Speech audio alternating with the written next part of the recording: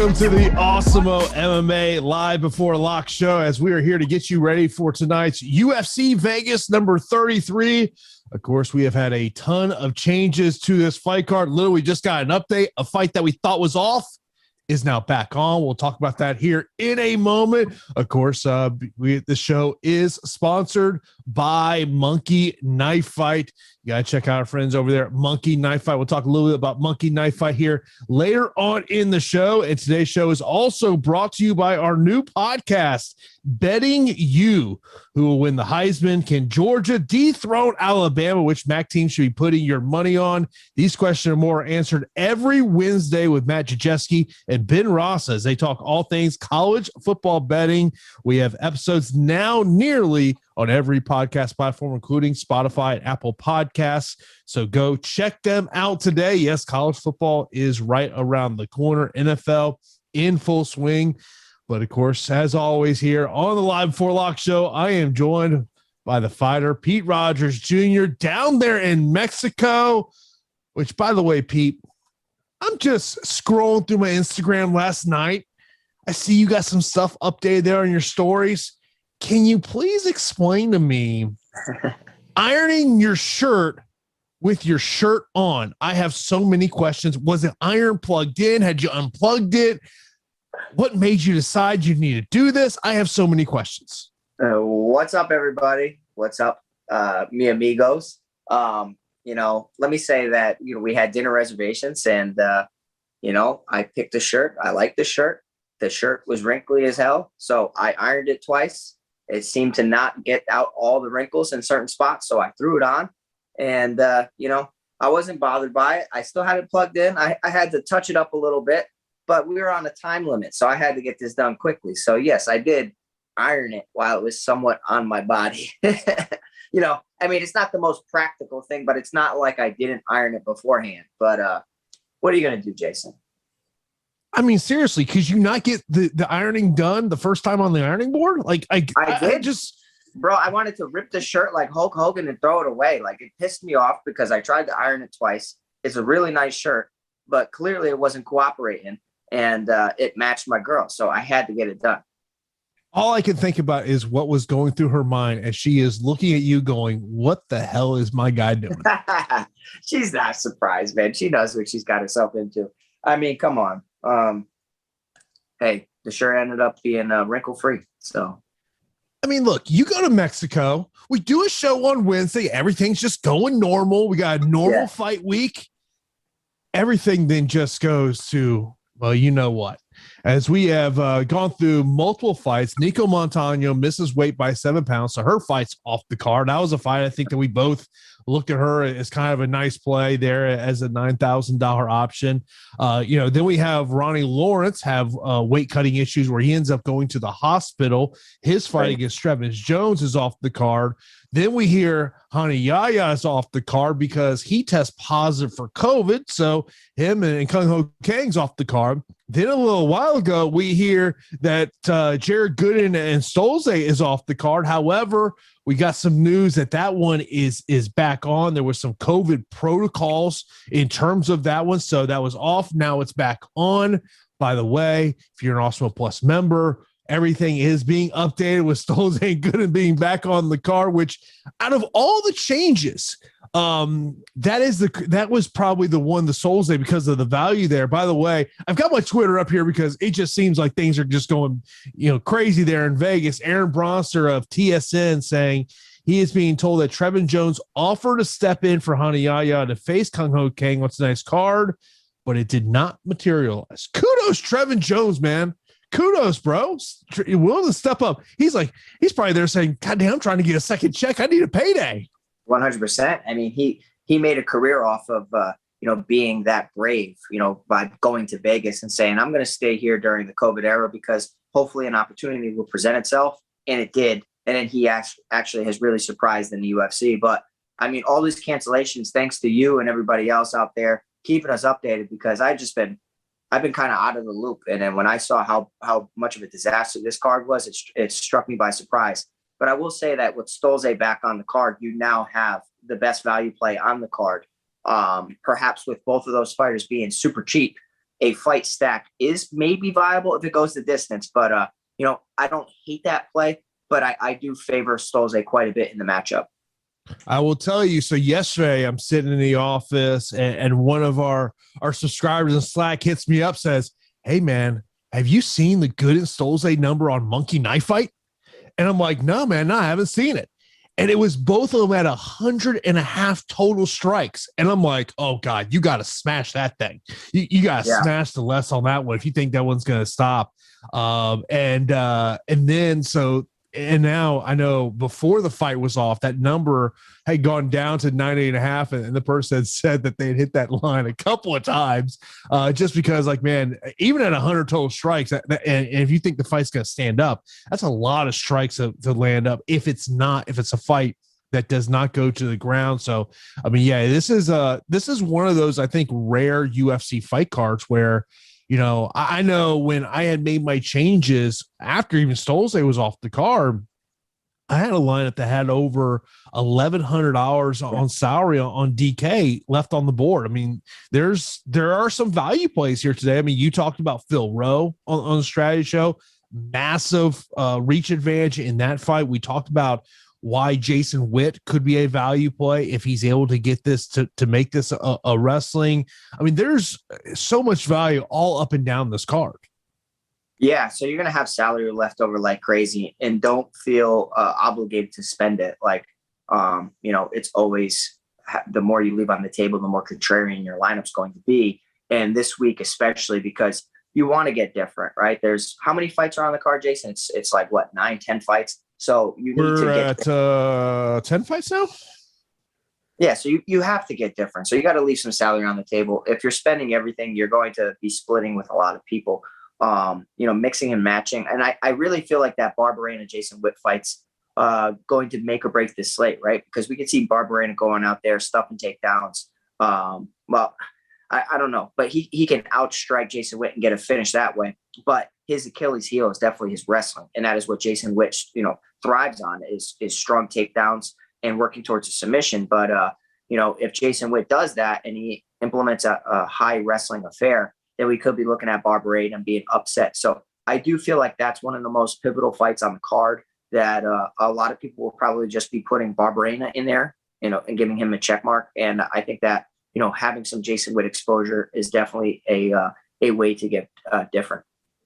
I will tell you that if you're not a member of Awesemo Plus and you want to get a little peek behind the paywall, today UFC Pro Plays are free for you to check out. Of course, once we get done with the show, we're going to have an hour before Lock does hit. So I got to update my Pro Plays. I've already updated them once today. I'm going to update them once again here before the show, but that is free premium data and tools over at awesemo.com. Also free over the site today is MLB player projections. So if you haven't taken that plunge, you haven't tried that weekly pass for Awesemo Plus, gives you a little peek of what you can expect behind the paywall. Of course, we'll be here for the next hour talking UFC. Also, we'll talk about Bellator as well as even before all these changes, I thought Bellator was the better card. Talk about there is one bet I really do like on that Bellator card. It is something I mentioned there on the Strategy Show. Of course, you're not subscribed also right here on YouTube. You got to do that. We got a ton of great shows for you each and every day. Of course, coming up here at 6 p.m. each time, we got MLB Live Before Lock to get you ready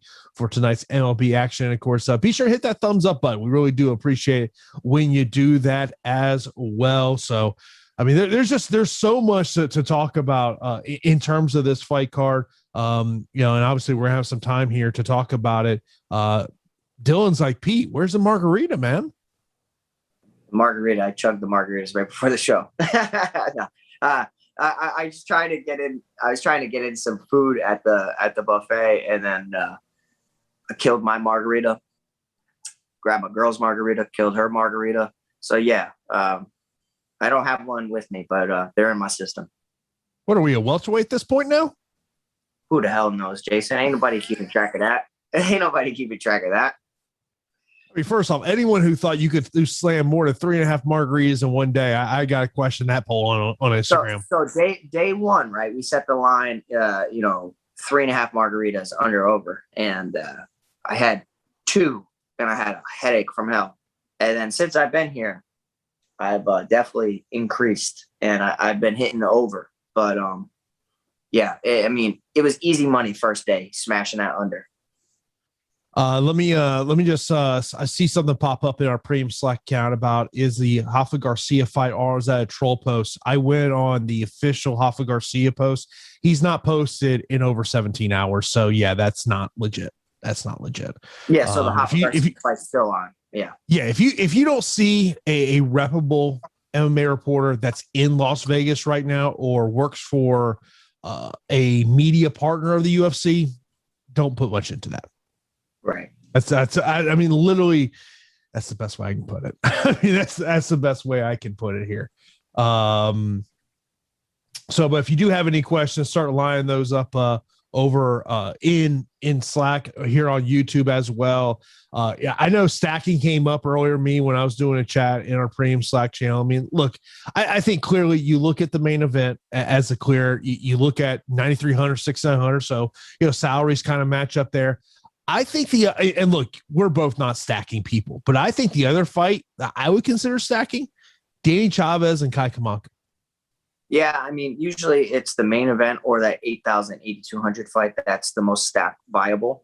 I will say that the main event to me takes the cake. I feel like that is the best stacking fight just because you're getting Uriah Hall at a ridiculously cheap price.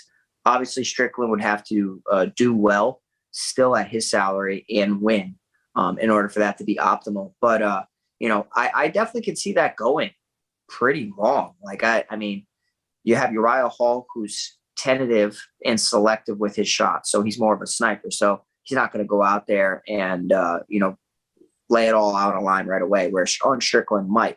And I definitely could see this going over 3 rounds. So with all that being said, we could be looking at, the main event being the best. But that Danny Chavez Kai Kamaka fight's, probably going to be fireworks. On the feet, they both enjoy trading. I think that Kai Kamaka could implement some leg kicks and some takedowns whenever things get a little tricky to solidify rounds. But that's another one where I foresee that being a stand-up battle going the distance. Yeah, one of the prop bets for tonight's UFC card that did stick out to me was the over 4.5 rounds for Strickland and Hall at plus 120. I think that's one of those prop bets you have to stick out to. The Anglin Baghdasaryan under 2.5 plus 110 was another prop bet in terms of the UFC that I did like. Of course, be sure to check if you want to see what the prop bets are. You want to shop the odds, just go to OddsShopper at oddshopper.awesemo.com. Of course, if you do have any questions, be sure to let us know. By the way, Jared throwing some shade at you, Pete, saying you're getting out of the interrogation room. By the way, folks, Pete does not have access to the YouTube chat, so you can troll him as much as you want right now. Yeah, I mean, whatever. I wish I had access because I would be having a blast right now. I mean, I had to choose where the hell I was going to do this podcast. So, I mean, I'm in my hotel room. I should have done it in the pool, but I was worried about the Wi-Fi. So I'm just happy that we're able to do the show with me being on vacation. And Woody just let me know that DraftKings has added Stolze and Gooden back to the equation. And I mean, look, no matter with that fight back on, you can't avoid that fight. I mean, look, you shouldn't be avoiding 80 fights tonight. I mean, when I was looking at some of our projections earlier in terms of ownership, I will tell you the one that did stick out to me is the leverage play with Cheyanne Bays.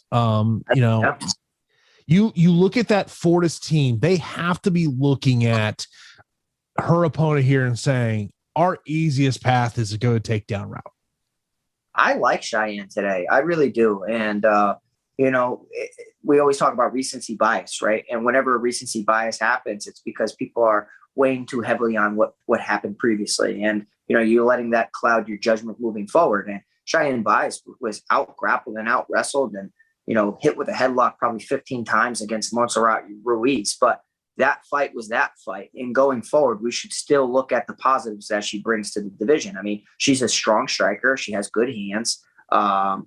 Questionable wrestling because of the Montserrat Ruiz fight. But I do think that she is pretty well-rounded. I mean, decently well-rounded. And I think that this is a very winnable fight for her. And I think that she can make a statement here. Not to mention she comes from a strong camp. Like you mentioned, I like Cheyanne Bays today. I do. And, I'm excited to see her moving forward. And I know that she got this first loss out of the way. But I feel like there's plenty of matchups going forward that she can definitely succeed in. Yeah, we'll have to see what happens there in terms of that. Mention a comment from the YouTube chat saying from Eric, one fight to avoid, use Yoder snooze fest. Look, at 10 fights, you cannot avoid any fight on this card. I mean, that's plain and simple. But the one thing, look, Ashley Yoder is not a volume type fighter. And I understand where you're coming from, but her clear path to victory is very evident in this one. It is going the takedown route. I mean, yes, if she can't get the takedowns, okay, then I can understand you. But to me, you can't avoid any fights, but she does have a clear path to takedowns here.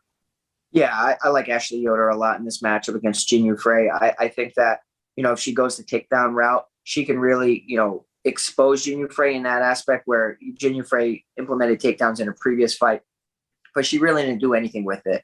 She took the back at one point, but was having difficulty working towards the finish. And I do think a fighter like Ashley Yoder, who's fought some legitimate competition, top fighters throughout the division, I think that she can, capitalize on a matchup like this, take her down, not necessarily at will, but multiple times throughout the fight. And to be honest, like a finish would surprise us in this fight, right? But totally. I think like Ashley Yoder could possibly work towards a submission finish because Jinyu Frey somewhat panic taps at times. By the way, the DraftKings customer support Twitter account just put it out there. Fight back on. Tonight's fight between Nicholas Stolze and Jared Gooden will now be happening.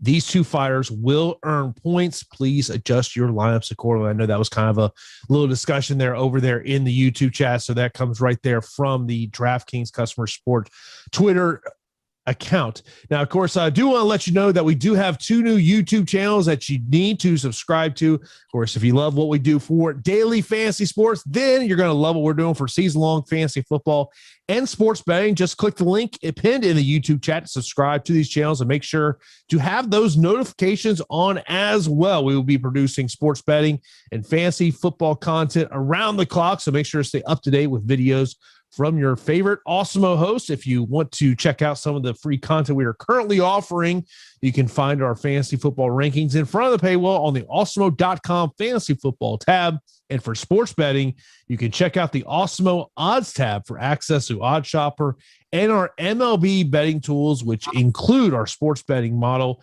and player props tool. Great things to take advantage for as you get ready for fantasy football season. Also, when it comes to betting props and what you are looking for to find the best odds that are out there. I mean, look, let's talk Cosce and Phil Rowe. Okay. You see them stare down. You can see the difference in their reach and what Phil Rowe is going to have in this one. Your Cosce, your 8,800, Rowe 7,400. Obviously, there's value there on Phil Rowe. You mentioned about how you like him. Let's bring the fighter aspect into this. Your Cosce's coach. What is the game plan going up against a guy who has a 10-inch reach advantage? Game plan is get your head off the center line because he's going to be throwing straight shots. So you need to be working that head movement, that Tyson slipping, moving forward. And if there's any opportunity where Phil Rowe throws a wide shot and a hook, we're going to crash forward and we're going to fight for that underhook. As soon as we fight for that underhook, we're going to press him against the cage and we're going to work on keeping him there because when it's in the phone booth, that's where Cosce can have some success. But on the outside, you have Phil Rowe who could definitely pick him apart at will due to the length and the movement. It's not that I trust Phil Rowe by any means. I just think that, the height and reach is a lot to overcome for a lot of people. And I feel like maybe the Cosce brothers could be somewhat overvalued in MMA right now. I'm not saying that because of the first brother, not succeeding in his debut that, Cosce now will struggle. I'm just saying that I feel like, there's a lot of hype behind them. And whenever there's hype, you could be somewhat overlooking their opponent. So I want to get exposure to Phil Rowe. I do feel like this is one of the most volatile matchups on the slate. So in addition to the Barbarian and Jason Witt fight, to me, this is like the other fight that you need to hit correctly. I feel like there's going to be a big score in this one because Phil Rowe at times when he gets hit, he gets wobbled. He looks like he's seconds from being finished. But he has overcome adversity on the Contender Series in his UFC debut. And when I look back on Gabe Green, I see how Gabe Green was unable to finish him.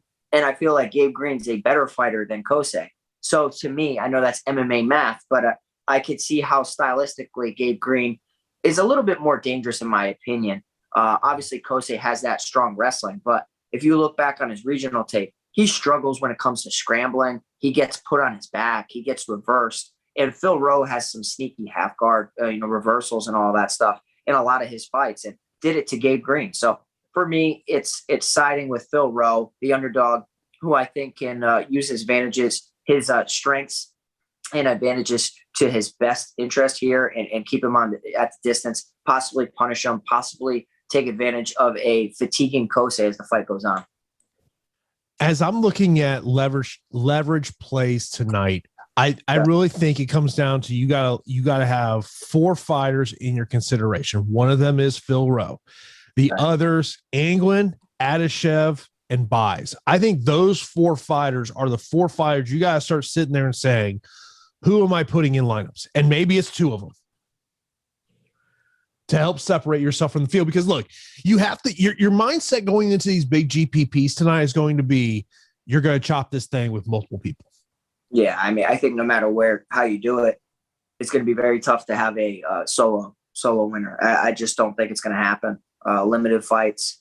Now, the one thing I kind of want to bring up, right, is with this fight canceling and with this fight now being back on, you could have a ton of people panicking over rostering Stolze and Jared Gooden. I would like it if we could roster these guys at low ownership, because people aren't making the corrections to their lineups, or they're too nervous about it because they don't know whether it's on or not.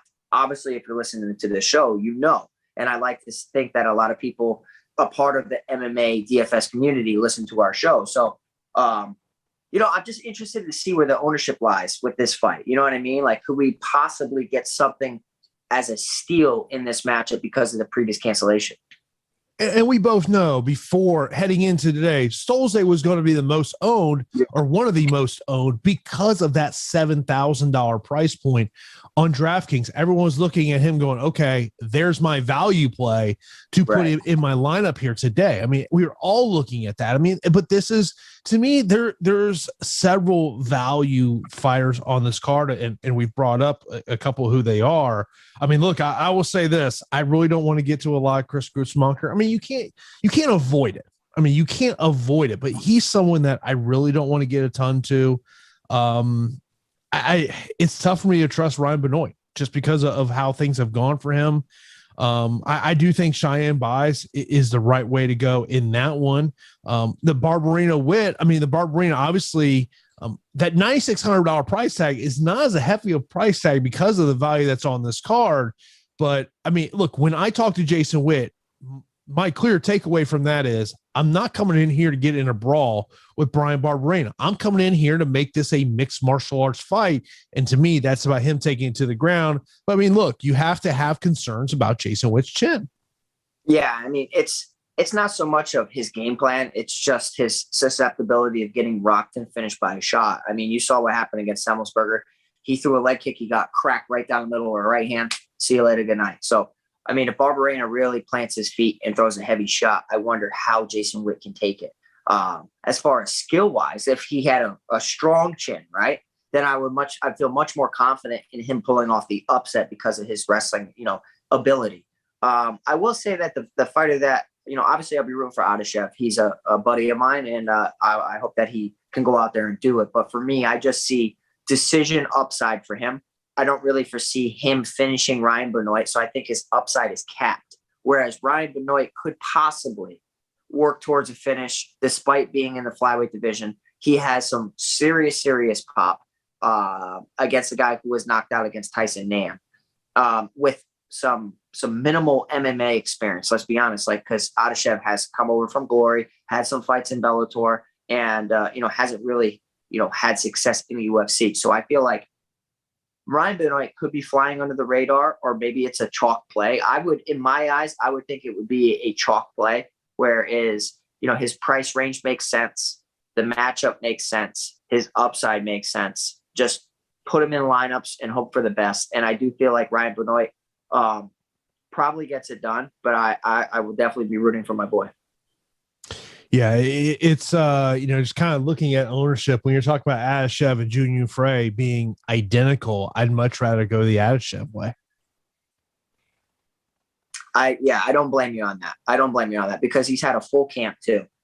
He was supposed to fight somebody else, and I think the Ryan Benoit fight happened a little bit after that. And Adeshev has been like training for a long time. I've been pretty keen on watching his Instagram, and he's been going from camp to camp to camp with tons of cancellations. So the guy's ready. He's ready to perform. So I would definitely say Adeshev over Junior Frey. Get some questions in before we talk a little monkey knife fight. Bill says pick one: Kamaka, Chavez, or Gooden for a DraftKings GPP. It's Kamaka for me, man. And the Kamaka Chavez fight is close. I can see that going either way, but I think that Kamaka is due for a win. And I know that doesn't really sound so logical, but I love his training camp. I love, the team that he works with. I like his style. And I also like the fact that he can mix it up and get takedowns if needed. Aaron Bronster of TSN reporting that UFC Vegas 33 will now begin at 6:30 p.m. Eastern time, 3:30 p.m. Pacific time. So we'll have plenty of time to adjust our lineups in terms of what can we go there. Ryan, can Cosce wrestle? Yeah, so Cosce can wrestle, and he's a part of Team Alpha Male, and the Cosce brothers were known for their wrestling. Going back on regional tape, he likes to shoot for takedowns, but the scrambling is something that and obviously it's old footage, and fighters are getting better, and he's surrounded by talented fighters at Team Alpha Male. So you can't just look at the past and think it's going to be the present. I'm sure that he's gotten better at it, but his scrambling ability is somewhat lackadaisical, and I have seen strong scrambling from Phil Rowe, despite Phil Rowe's, ineptitude of grapple. Like his wrestling is not there, but his jiu-jitsu is okay. And that's why he was able to reverse Gabe Green in certain situations, especially from half guard. Next up, A+ says, thoughts on fading the main event. It will make you very unique. I think there's no doubt about that, but to me, it's just tough to sit there and fade any fight on this card, especially a fight that probably goes 25 minutes. So if you fade a fight, you need all the other fights to be getting you probably over 93 points. And if you feel really confident in your other selections, go ahead and go for it. But for me, I don't know, man. I feel like there's going to be either a finish or a ton of accumulating strikes. And, that is very tough to get away from at Uriah Hall salary. Sean Strickland underweight approach could be a little contrarian.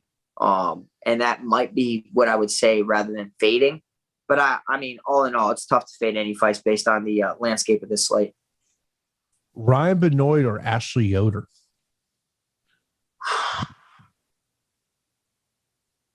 That's a damn good question. That's a really good question.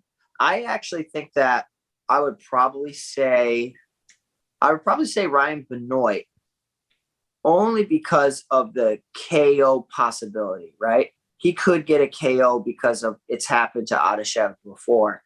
I expect Yoder to win in pretty significant fashion, whether it goes the distance or it's a stoppage. But the likelihood of stoppages in women's MMA are slightly below other divisions. But whenever you're talking about the flyweight division against women's MMA, you have a pretty good argument there. I'd probably say Ryan Benoit. Would you agree or disagree? I think Benoit's got the higher ceiling than Yoder. I think Yoder may be the safer play of the two just because of the takedown abilities there, but she has been a decision machine there. Samuel, appreciate you in the super chat. He says, top 2 leverage plays on 10 fights now. Advice for Pete, try 3 amigos with your margarita. You can thank me later. And which fight to pivot from the main one. In terms of leverage plays, to me, I would look at Cheyanne Bays and probably Adeshev would be my top 2 leverage plays. Okay. The Cheyanne Bays. Can you run through the card real quick? I just kind of want to see if we're overlooking one fight. All right. So we got Hall Strickland, Baez, Paula, Adeshev Benoit, Barbarino Witt, Anglin, Baghdasaryan, Garcia, Grutzmacher, Chavez, Kamaka, Frey, Yoder, Cosce, Rowe. I mean, I really like that Grutzmacher fight. I definitely think that Grutzmacher gets finished in the fight, and I probably wouldn't play Grutzmacher at all. To get Contrarian on it, it's so tough. I probably think it's the Cheyanne base. I think it's a very strong call on your behalf. But I think nailing that Kai Kamaka Chavez fight at 8,000, 8,200 is going to be extremely pivotal for a lot of lineups. Yeah. I mean, I think part of your thought process may be to maybe try to put either Brian Barberena or Rafa Garcia. I would feel better about putting Garcia in my lineup than I would Barberena. Lay off for Barberena, and clearly Jason Witt is going to go the takedown route. It's just a matter of can he do it or not. That's the biggest question mark. Of course, we are sponsored by Monkey Knife Fight. With Monkey Knife Fight, you are in charge. Head over to monkeyknifefight.com. When you sign up with the promo code Awesemo, Monkey Knife Fight has a instant first match deposit of up to $100. We talked about the Strickland Hall total strikes line on Wednesday's strategy show. It's gone up a little bit on Sean Strickland. He's now at 125.5. Uriah Hall's gone down a little bit, 61.5. I mean, look, if you think this thing's going 25 minutes, I think clearly you go more 61.5 on Uriah Hall. The Sean Strickland 125.5, man, that's a lot of strikes when we're talking about it. I just don't know if I see Uriah Hall getting hit that many times. I mean, defense is important, and blocking and slipping and rolling is important, but just being evasive and getting out of the way and not being there and being like the matador to the bull is something I envision, Uriah Hall implementing in this fight. I think that he's just going to make Sean Strickland miss, and Sean Strickland's probably going to be yapping like crazy. And I think that when he makes a mistake, I think Uriah Hall will make him pay. But I favor Uriah Hall in the fight. I think that Sean Strickland's volume could be capped because Uriah Hall is not going to sit in a phone booth with him and just allow him to tee off. Yeah, I mean, there's some, I think overall, most of these lines, there's not one that I sit there and look at right now and think that it's very much off. I think it's a matter of how do you see the fight going? Like, if you think Brian Barberena is going to win within, say, 7 minutes, I think it's a double less in that situation. Right now, he's at 94.5 strikes. Jason Witt at 43.5. Now, look, if you think Jason Witt's going to get the takedown, then I think you go more on Jason Witt and then less on Brian Barberena. But it just really, when it comes to Monkey Knife Fight and these player props, it's just a matter of how you feel the fight is going to go.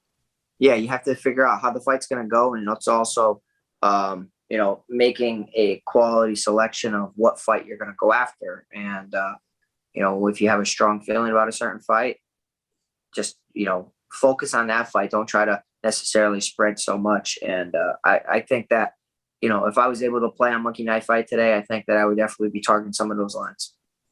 I'm guessing this question was probably meant for me and not Jason Roslin about my individual ownership on the main event for a DraftKings GPP.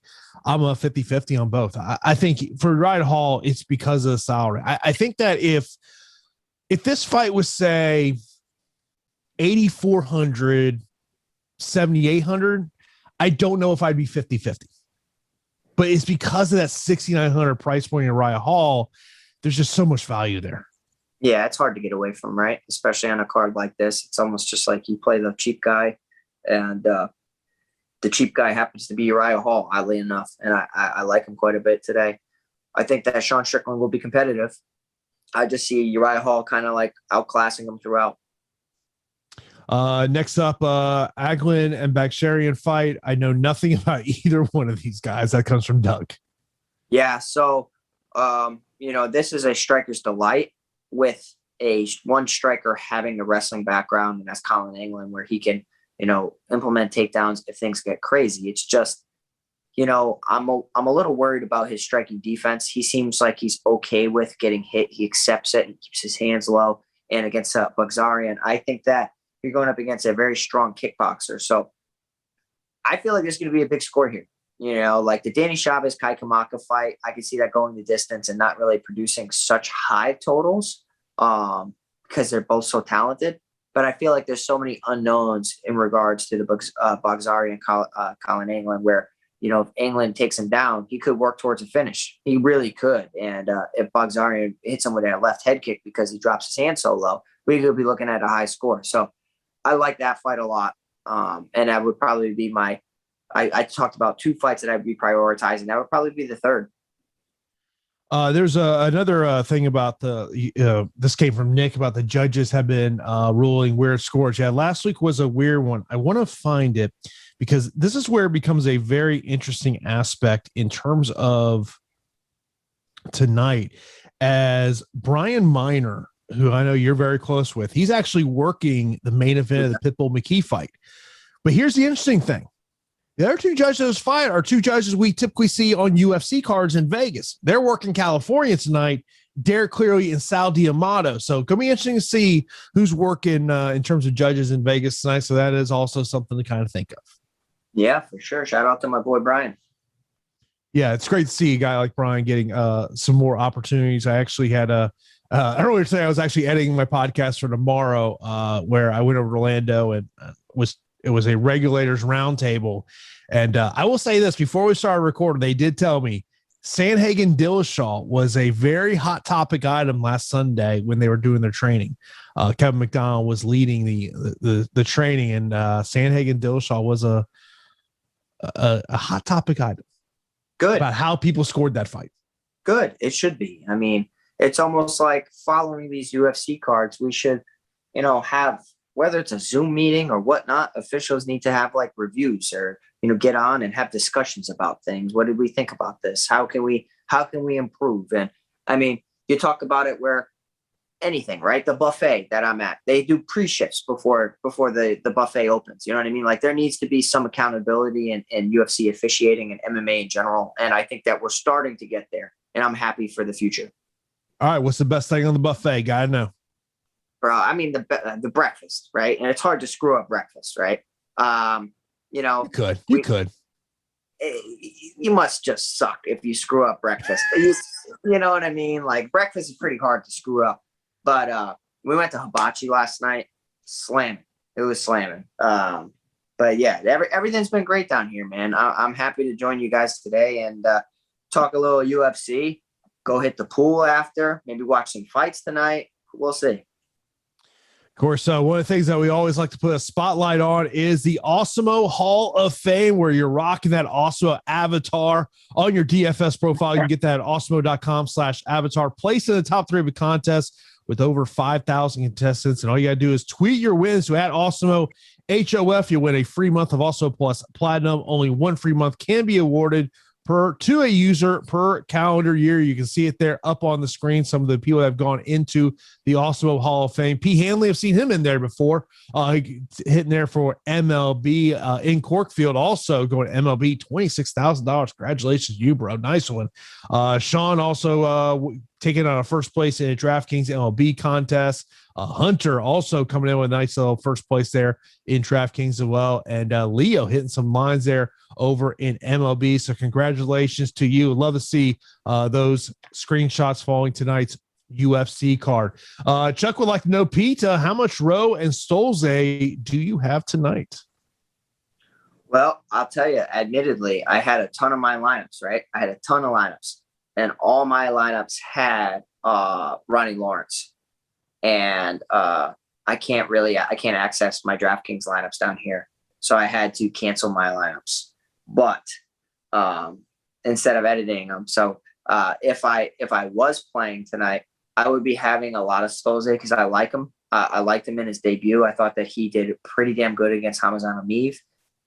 Good striking, decent jiu-jitsu, just overall impressive in his debut.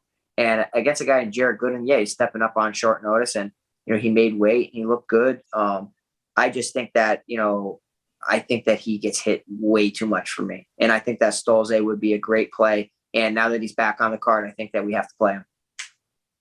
My man Tyler in the chat, in our private chat. Okay, look it, bro. I have Mexican food multiple times throughout the day, and they have all these elegant special restaurants. One of them happened to be hibachi. Okay. I'm going and having Japanese. I don't care. I don't care that I'm in Mexico. Listen, they're all fantastic down here. So I just saw that. It cracked me up, man. Cracked me up. yeah, I saw it. Just cracked me up. By the way, that pool did look pretty damn nice. I'm going to say that, man. That looked pretty cool. Yeah, right outside your hotel room too. That's cool, man. Yeah, appreciate it, man. Next up, Anthony says best pay up on a DraftKings single entry. Garcia. Yeah, I would agree with you. In terms of that, let's see here. By the way, DraftKings, at least according to their Twitter account, they will be adding Nicholas Stolze and Jared Gooden back into the pool there, so you will be able to have that. Look, we got just under 2 hours before the first fight, so plenty of time. It's not like we have lock here in 30 minutes. Jason, let me ask you a question. Do you think that Jared Gooden could be a way to get completely different today? Oh, very much could be. I mean, here's my concern. He's stepping up on 4 days' notice. What has training looked like? What did he weigh when he took this fight? I mean, he made weight, but those are always kind of questions I have. And to me, I believe we talked about this on Wednesday. The fact of he's lost both of his UFC fights. This may have very well been a situation of it was told, take this fight or you're cut. Yeah. And that does happen, folks. That does, as ruthless as that sounds, that happens. I mean, look, in the Northeast, there's a guy. He's talked about the story plenty of times in the past. God, I can't think of his name. Jiu-jitsu guy, Northeast, Eric Spicely. Oh yeah. When he took the Thiago Santos fight, it was literally you can take this fight or you're cut. Yeah. He took the fight and he shocked the world. Yeah, that is true. I mean, you're brought in to lose. You know, like there's fights out here, and you're brought in to lose, and you're supposed to just kind of fill the card. And they were going to get rid of you anyways. So that, it's one way to help them and possibly give you a shot. But I will say that Jared Gooden is probably one of the best ways to get different on the card. However, I don't like him in the matchup. Who is safer, Cheyanne Buys or Malik Baghdasaryan? I would say Cheyanne Buys is a safer player. Yeah, for sure. And because I like Cheyanne Buys, I don't hate her opponent, but I mean, her opponent was taken down several times against Jin Frey. And I will say that, Cheyanne Buys is better than what she showed in her debut. And I don't want, that recency bias to be kind of over her head for so long. Hell, if it's over her head today, I don't care. Let's take advantage of it. Everybody play Cheyanne Buys. But Baghdasaryan is just really explosive striker, has round one potential, but after that, I worry about him getting taken down. He's so green. We've got a FanDuel question here from Michael about the MVP fighter or fights to avoid at 10 fights. I just think it's, and he's talking about this at 150 max. To me, I don't think you can avoid fights just because of only 10 fights. But when you're talking about MVP, in terms of getting different, to me, to get ways to get different MVP is to not go Sean Strickland, not to go Rafa Garcia, not to go Brian Barberena. That to me is how you get different there in terms of it. I would look at just kind of looking down here, how they can really get different. Baghdasaryan,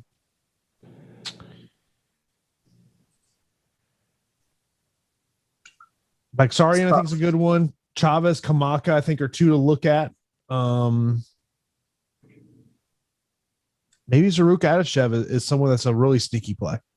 I don't know, man. Sneaky, yeah. But, all right, how about this? If Barberena is somehow able to stuff takedowns, he could be, not a contrarian pick because everybody's going to pay the top dollar for these guys anyways.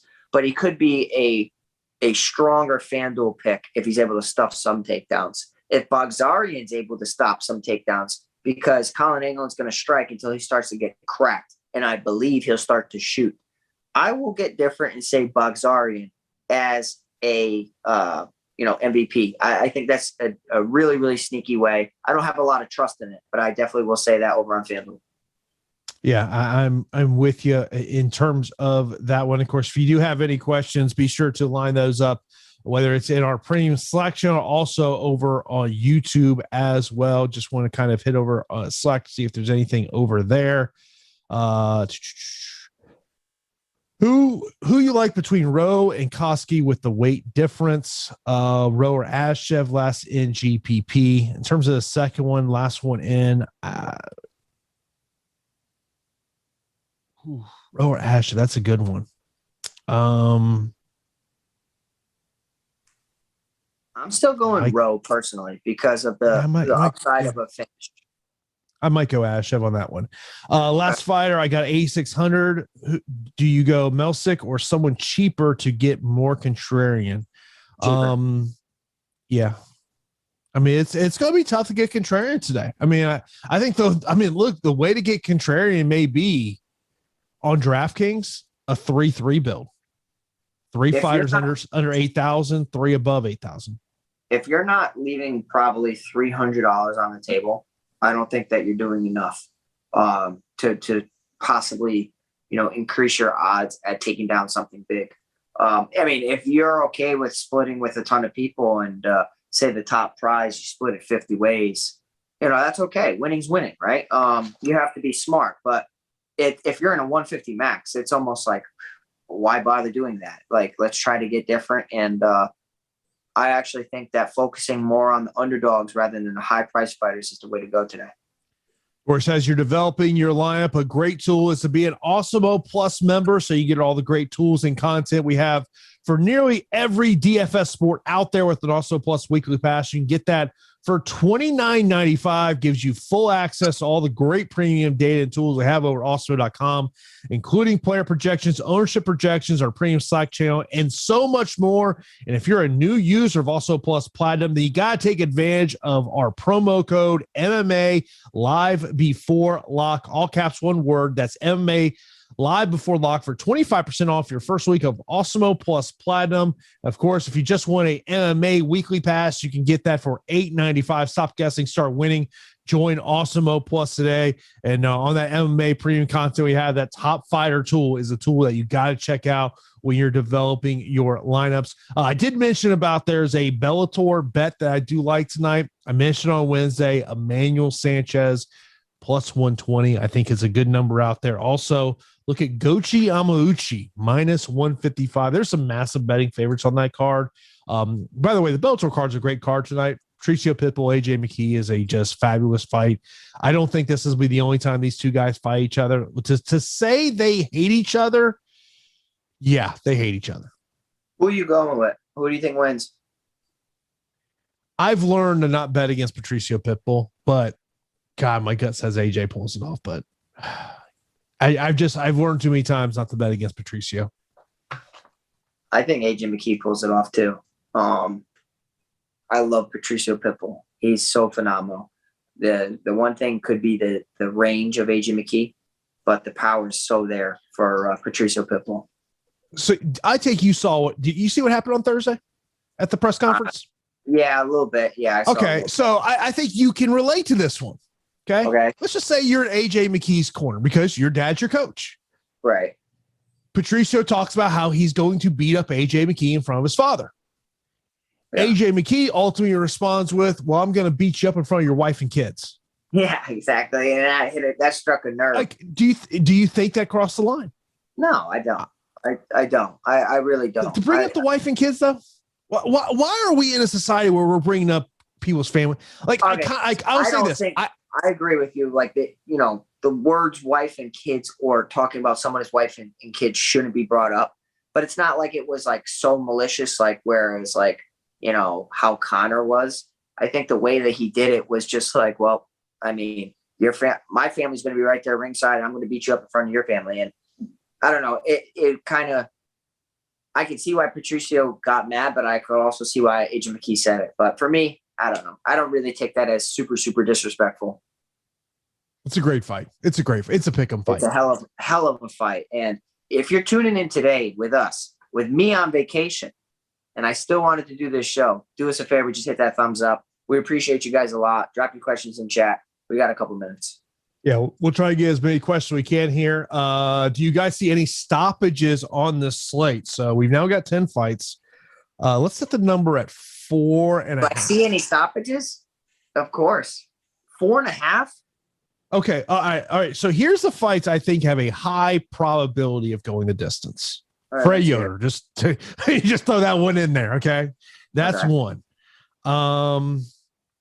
Main event. Co-main event's probably got a good chance. Adeshev, Ryan Benoit's probably got a good chance. Barberena Witt, I think, is a stoppage either way.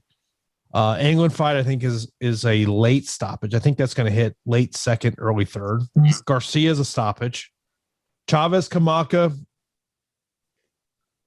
I can see that going either way.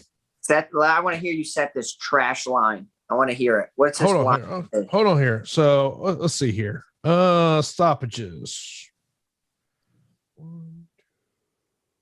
See, he's looking at the sheet. I'm over here shooting from the hip. 4.5. 4.5's the number. I'm saying under. That's a bad line, Jason. That's a bad line. Okay, when we have like 8 stoppages, I'm just going to bombard your phone tonight. Chat, let us know. Is it 4.5, under, over? I want to know if they're with me or with you, because I'm saying under. Yeah. And of course, as Jared mentions, the one thing you have to always remember about Cheyanne Base, if she has got it, I'll follow you home, bitch. She'll follow you home. One of the greatest lines in MMA we've ever heard. You like that, huh? Come on, man. That should be a t-shirt. Definitely should be a t-shirt. You got to take advantage of it. I mean, we got guys taking your nickname. I mean, what, you're not saying that? Yeah, he took my nickname and look what happened. He's not on the card. So, I mean, I hope that he's all right from his weight cut. I was looking forward to seeing him. He was probably going to be my smash play of the week. I really like Ronnie Lawrence. I think that the kid's potential is crazy. Raspy, I appreciate you in the super chat. He says, love you guys for UFC MMA knowledge. My best lineup, I left 2,500 on the table. I love it. I love it, man. I don't even need to know what's on it. I'm just saying that when I was fooling around on my phone, I came up with a lineup. I think I had like 2,600, 2,500 left on the table. And I was like, you know what? I like this. And I think that's going to take down the optimal. And what I like doing is going back and looking at previous MMA slates and then like checking out how much the salaries were and seeing what they actually spent on their roster. So I feel like it's going to be in that 48,000 range today. So don't feel bad about leaving salary on the table. Try to get some rapid fire questions here. Try to get as many questions in as possible. Barberena or buys DraftKings GPP? He says play buys, leaves 2,700 on the table. Yeah, do it. What was there? Better play Stolze or buys? Price, Stolze.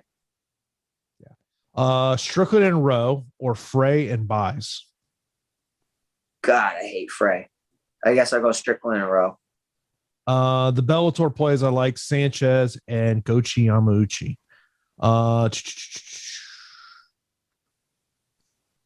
Can Anglin get in the optimal with takedowns? Yes, 100%. He's kind of got he's like Jason Witt in that matchup.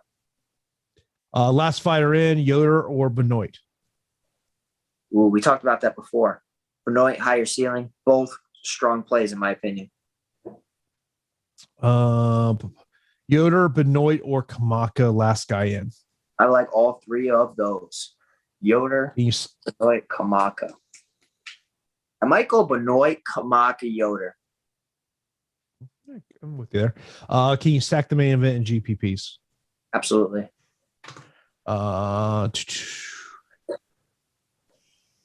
Mike says on the he goes, go big or go home. I'm going over on the amount of stoppages. All right. Doug said, he goes, I have between 1,200 and 1,600 left on most of my lineups. I love it. Like that. And, so right now the poll has 56% of the people saying over 4.5. 56% of the people are with Jason Floyd. Oh. They're smart people. plain and simple. They're just smart people. Okay, I think naturally, right? Like the human emotion is just like hammer the over. And you know what I mean? I think that we could be overestimating what could possibly happen. How much money would you leave on the table for FanDuel? More of your question. I feel like it's very tough over on that site to leave so much. Well, you don't have the value in Stolze over on FanDuel. That's right. Part of that equation. I just want to. And Uriah Hall too, right? Uriah Hall is probably priced up. Yeah, so I'm just pulling it up here. So let's just say MVP. Let's just throw Hoffa Garcia in an MVP just for this little thing. So let's look at some value plays. So under $15. You talked about let's throw in Danny Chavez just because of go Kai Kamakas. I think he's gonna have to stop some takedowns. Okay. Look at some other quote unquote value plays. Let's say you want to throw Phil Rowe in at $12. Okay. Let's look for another value play.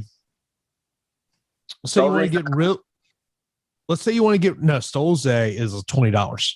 Oh my God. Yeah. So let's just say you really want to go. Let's say you go Colin Anglin, $13.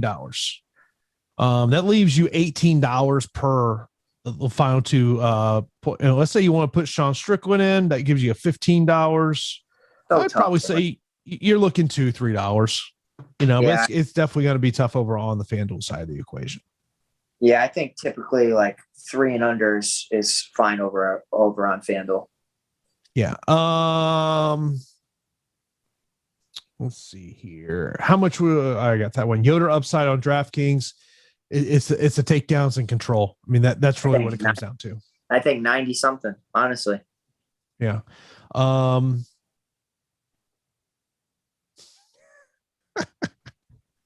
What? Mike over his Slack goes, of course we go with Jason because the other guy goes to Mexico for hibachi.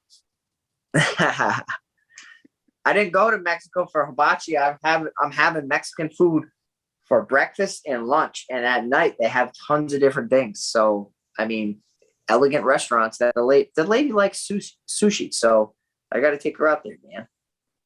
Jason Witt told me he's a big sushi guy. Yeah. He said apparently Zach Cummings knows can tower down some sushi. Really? Yeah.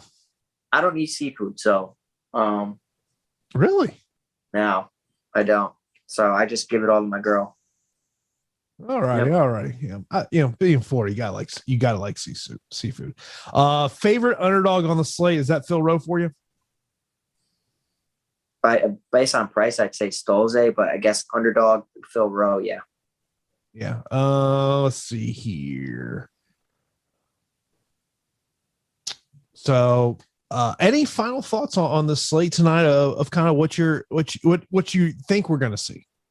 I think we're going to see volatile matchups. You have, we talked about it, the Phil Rowe Cosce fight. You have the Baghdasaryan Colin Anglin fight. I think mixing and matching those two fights makes a ton of sense. After that, you can have some, firm standing positions on which fighter you want to target.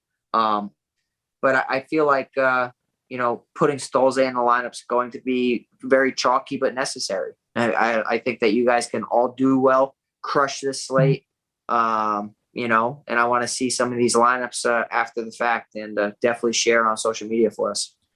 Not really a DFS question here from Matt, but he says, Pete, do you switch stances or do you favor a side? Yeah, I switch stances. I have a lot of different options on both sides, striking, wrestling, all this and that. But yeah, I like to strike on both sides, and something I've been doing since I was a kid. So I'm happy to be on vacation, but I'm looking forward to getting back home, training, and working towards a goal. So good luck to everyone tonight in your DFS lineups. Coming up 1 hour from now will be MLB Live Before Lock, as the guys will get you ready for tonight's MLB slate. Of course, I'll be popping in and out of Slack throughout the night as I'll have Bellator on the big TV, UFC on the iPad. So good luck to everyone tonight. We will be back on Thursday afternoon, 4:00 Eastern time for the UFC 265 strategy show. Get you ready for that card. Of course, we already lost the co-main event on that card as well. Man Nunez, Julian Pena no longer on that card. Jose Aldo now the co-main event of that fight card. So that is going to do it for Live Before Lock. We will talk to you on Thursday for UFC 265 strategy show. Good night, everybody.